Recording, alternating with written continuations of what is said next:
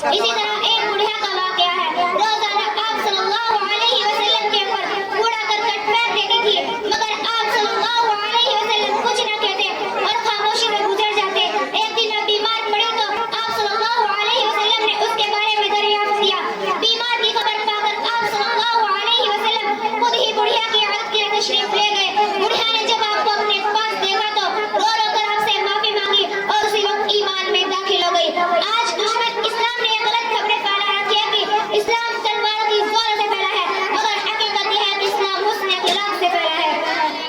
ایک حدیث میں آقا صلی اللہ علیہ وسلم نے فرمایا، مفلس وہ نہیں جس کے پاس روپے پیسے مال و دولت ہے، بلکہ مفلس وہ شخص ہے جو قیامت کے دن بہت ساری نماز، روزے، زکوٰۃ، حج، تلاوت، تسبیح کا ذکر لے کر حاضر ہوگا، مگر کسی کو گالی دی ہوگی، کسی کو برا بھلا کہا ہوگا، اس نے جن لوگوں کا حق مارا تھا اس کے بدلے میں اس کے تمام نیک اعمال انہیں دے دیے جائیں گے، یہاں تک کہ اس کے پاس تمام نیکیاں ختم ہو جائے گی۔ یہ حدیث ہم کو اس بات کی طرف متوجہ کراتے ہیں کہ ہم بندوں کے حقوق کا اور اپنے اخلاق و عملات کا بہت زیادہ خیال رکھیں۔ اگر کسی کو ہم سے تکلیف پہنچ جائے تو فوراً اس سے معافی مانگ لینی چاہیے۔